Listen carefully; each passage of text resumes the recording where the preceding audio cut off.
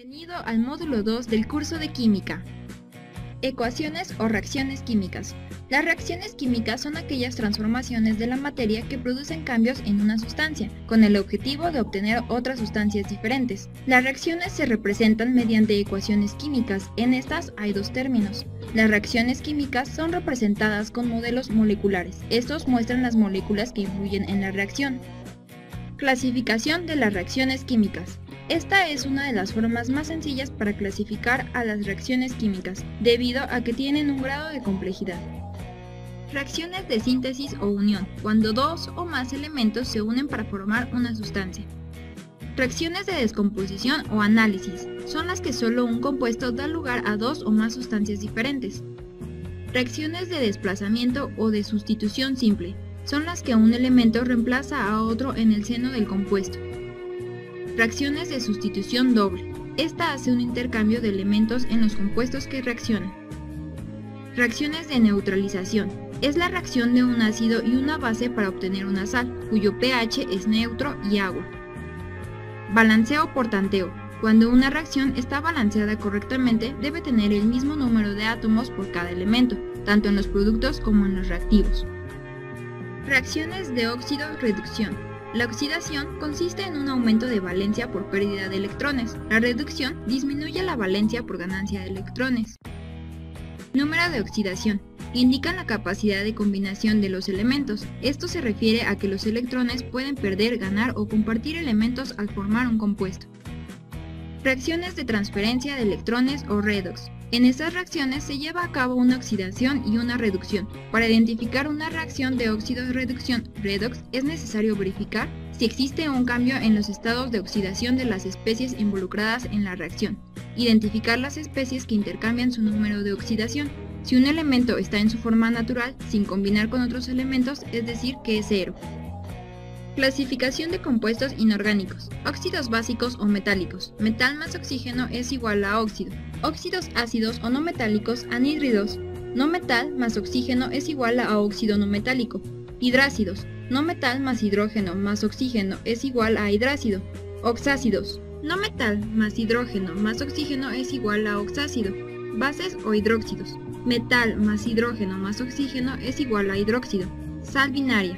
Metal más no metal más oxígeno es igual a oxisal. Oxácido más base es igual a oxisal. Métodos de balanceo. Método de tanteo. Se utiliza para balancear ecuaciones simples. Para realizarlo se dan los siguientes pasos. En la pantalla podrás ver el ejemplo que resolveremos. 1. Se balancean todos los elementos diferentes al oxígeno y al hidrógeno. 2. Equilibrar los hidrógenos. Al hacer esto, generalmente se equilibra el agua. 3. Se balancean los oxígenos y así la ecuación queda también balanceada. 4. Se comprueban todos los elementos. 5. Se repite el procedimiento en el mismo orden hasta que todos los elementos estén igualados. Método algebraico. Se hace a partir de ecuaciones matemáticas y resolviendo cada una de las variables, siendo estas los coeficientes de cada una de las sustancias. En la pantalla se representará cada paso. Primer paso. Asigna variables a los reactivos y los productos. Segundo paso. Establecer cuántas veces se encuentra representado cada uno de los elementos en las variables. Tercer paso. Da el valor 1 a la variable que más se repita. Cuarto paso. Si alguno de los resultados es fraccionario, como en el caso de carbono es igual a 3 medios, se puede emplear factores para trabajar únicamente con enteros. En este caso se trabaja con medios, se deben multiplicar los valores encontrados por 2. Método de óxido-reducción o redox. Se basa en un intercambio electrónico entre elementos que participan en la reacción. Lo principal de este método es determinar el número de oxidación. Estequiometría. Se refiere al número relativo de átomos de varios elementos en una sustancia química. En términos generales, es la química que trata sobre las relaciones cuantitativas entre elementos y los compuestos en las reacciones químicas. Para entender mejor a esta rama de la química, se entiende que es la rama que estudia las relaciones matemáticas entre pesos y volúmenes de las sustancias participantes en una reacción química, mediante la información expresada en sus fórmulas y las leyes de la química. Mol y peso molecular.